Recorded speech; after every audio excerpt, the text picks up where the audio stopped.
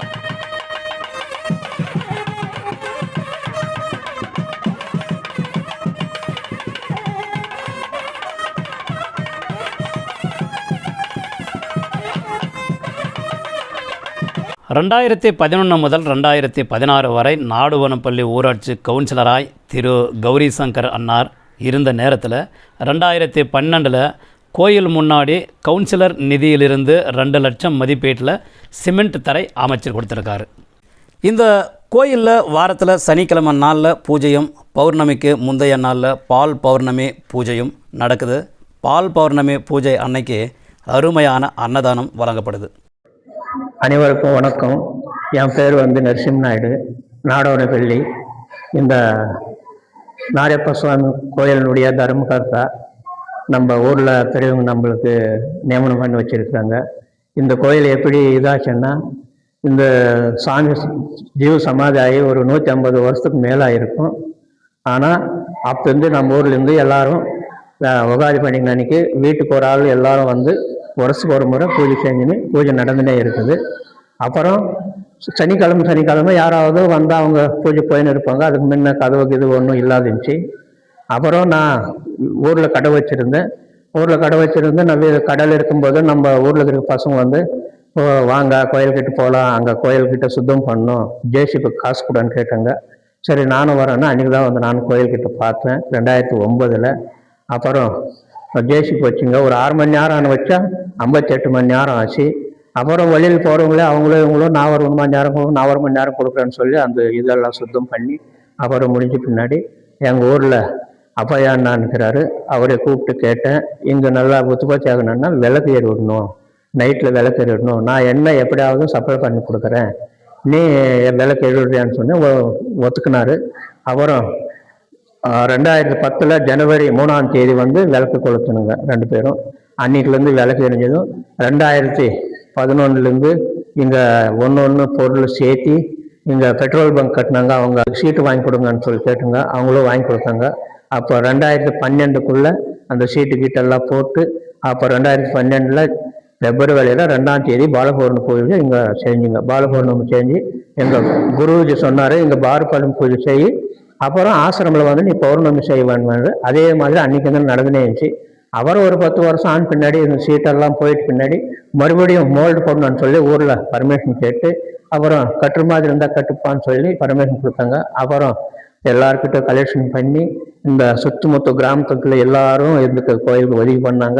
அவங்ககிட்ட எல்லாம் கலெக்ஷன் பண்ணி இது கட்டி மறுபடியும் நல்லா மோல்டுக்கு எல்லாம் போட்டு நல்லா பூஜைக்கெல்லாம் ஆரம்பம் பண்ணி இது பண்ணதுனால நம்மளை நீயே எல்லாம் முன்னணி எடுத்து நடப்பான்னு சொல்லி தர்மகர்த்தாவை எனக்கு பட்டம் கட்டினாங்க. அப்புறம் இப்போ அடுத்த மாதம் என்ன 25 பிப்ரவரி 9ஆம் தேதி கும்பாபிஷேகம் நடந்துச்சு. அன்னைக்குலேருந்து மறுபடியும் பாலபௌர்ணமி நடந்துனே இருக்கு. அந்த பாலபௌர்ணமிலேருந்து 10 மணிக்கு மேலே பேருக்குலேருந்து கூட பாபா ரெட்டி என்ற ஆள் வராரு. அவர் வந்து ஒரு உபதேசம், இந்த பகவத்கீதை தெரிஞ்சவங்க, கீதை தெரிஞ்சவங்க, அரிக்கால் தெரிஞ்சவங்க எல்லாம் வராங்க. ஒரு கதை சொல்லுவாங்க, பஜனை வைக்குவாங்க.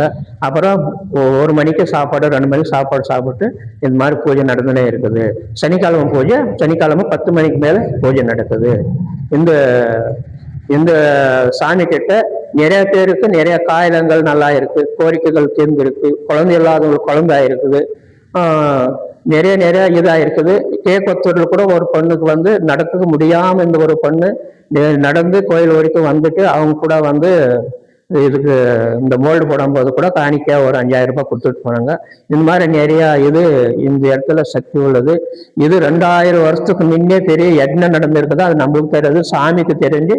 அதுதான் சாமி இங்க வந்து ஜீவசமாதா இருக்கிறாரு. எல்லாருக்கும் நன்றி, வணக்கம். எல்லோருக்கும் வணக்கம். எங்களுடைய ஊர் வந்து பூதிமுட்லு. நாராயணதாத்தாவுடைய வாரிசுதாரு நாங்கள். அவரு பிறந்து வளர்ந்ததெல்லாம் பூதிமுட்லு தான். ஒரு ஏஜ் ஆன பிறகு அவருக்கு வந்து ஏதோ ஒரு ஞானம் வந்ததுனால நாச்சிக்குப்பம், நாடவனப்பள்ளி, வேப்பனப்பள்ளி, பூதிமுட்லு இந்த மாதிரி அவருக்கு ஞாபகம் இல்லாத சுச்சுவேஷனில் அவர் திரும்பின்னு இருந்தார். அவர் இங்கே பசி எடுத்தா வந்து அவர் வந்து இந்த குடித்து தண்ணி தான் சாப்பிடுவாராம். எங்கே ஏதாவது வீட்டில் போயிட்டு சாப்பாடு கேட்டால் இல்லைன்னு சொன்னால் அவங்க வீட்டில் இவ்வளோ செஞ்சு வச்சுருக்கீங்கன்ட்டு சொல்லிட்டு சாப்பிட வேணாம்னு சொல்லிட்டு போயிடுவாராம். அவருடைய தெய்வ குணம் அது மாதிரி இருந்தது. அவர் வாரிசுதாரரை நான் 4வது தலைக்கட்டு ஆக இருக்கிறேன். நான் பூஜை பண்ணிட்டு இருக்கிறேன். இப்போ சொல்லப்போனால் அவர் வந்து நம்ம நம்பி வந்து ஏதாவது உடம்பு சரியில்லை, அப்புறம் குழந்தை பாக்கியம் இல்லை, கை கால் சரியில்லை, இழுத்து மாதிரி இருந்துச்சுன்னா அவங்களுக்கெல்லாம் நல்லது நடந்திருக்கு, நல்லது பண்ணியிருக்காரு, குழந்தை பாக்கியம் கொடுத்துருக்காரு. என்ன அவர் வந்து என்னையே இவர் இங்கே வரைக்கும் கூட்டின்னு வந்தார். அவர் என் கனவுல வந்து இங்கே வரைக்கும் கூட்டின்னு வந்து இங்கே விட்டு அவரு உள்ளே போயிட்டார். அது கனவுல தான். ஆனால் அந்த கனவுல வந்து இங்கே ஒரு பாம்பு புத்து ஒன்று இருந்தது. முன்ன இப்போ ரோடு பண்ணிட்டு இருக்காங்க. புத்து ஒன்று இருந்தது, அது ஒரு அடிதான் இருந்தது. அந்த பாம்பும் எனக்கு தெரிஞ்சது. அப்புறம் அந்த பாம்பை பார்த்துட்டு எனக்கு இது ஞாபகம் வந்துடுச்சு. என்னடா இது மாதிரி எல்லாம் சுவாமி வந்திருக்காரு, பாம்பு இது பண்ணாரு, நான் அங்கே போயிருந்தேன், என்ன இருக்கும் விஷயம்ட்டு நான் எதுவும் அப்படியே செய்யலான்ட்டு இருந்துட்டேன். அப்படி வந்து ஒரு வாத்தியார் வந்து இது மாதிரி வாக்கிங் வந்துட்டு இருந்தார். வாக்கிங் வரும்போது அவரு இந்த இடத்துக்கு வந்து உக்காந்துன்னு கொஞ்சம் ஒரு 5 நிமிஷம் ரெஸ்ட் வாங்கிக்கின்னு போவாராம். அன்றைக்கி ஒரு நாள் அவர் காத்தால வந்து உக்காந்து இருக்கும்போது அவங்களுக்கு ஏதோ ஒரு சக்தி மாதிரி வந்து மனசு ஒரு மாதிரி ஆயிடுச்சு மாதிரி அவர் நேராக வீட்டுக்கு கிளம்பிட்டு வந்து என்ன இருக்கும் அங்கே போய் உக்காந்தோம். இது மாதிரி ஏதோ ஒரு சக்தி வந்து என் மேலே உட்கார மாதிரி இருந்துச்சு ன்ட்டு அவர் அன்றைக்கெல்லாம் ஸ்கூலுக்கு போயிட்டு மறுபடியும் சாயந்தரம் வாக்கிக்கு வந்துட்டு மறுபடியும் வீட்டுக்கு போய் படுக்கும்போது நைட்டு சாப்பிட்டுட்டு படுக்கும்போது அவங்க கனவுல வந்துச்சு. இதே மாதிரி பூதமுட்டில் எங்கள் வாரிசுதார் இருக்காங்களாம், அவங்கள வந்து பூஜை பண்ண சொன்னாங்க. ரொம்ப நாள் ஆச்சு பண்ணவே இல்லைன்ட்டு சொல்லி அதனால அவர் வாத்தியார் வந்து ஊர் கவுண்டர்கிட்ட கேட்டு இருக்காரு. அவர் சொன்னதுன்னா அவர்கிட்ட சொன்னதுன்னா அவர் ஊர் கவுண்டர் வந்து எனக்கு சொன்னாங்க, இது மாதிரி உங்கள் வாரிசுதார் தானே அவர் நாரப்பா, அவர் வந்து பூஜை செய்யணும்னு சொல்லியிருக்காரு, நீங்கள் போய் பூஜை பண்ணுங்கப்பா அப்படின்ட்டு. அப்புறத்துக்கு வந்து நாங்கள் சனிக்கிழமை வந்து பூஜை பண்ணிட்டு போயிருந்தோம். அப்புறத்துக்கு நம்ம இப்போ கோயில் தர்மகர்த்தன்னு சொன்னாங்க பாரு, அவர் அப்பையண்ணன்ற அவர், அவங்கெல்லாம் வந்து இதெல்லாம் நல்லா கொஞ்சம் க்ளீன் பண்ணி சீட்டு போட்டிருந்தோம். அப்புறத்துக்கு வந்து மோல்டு போட்டோம்.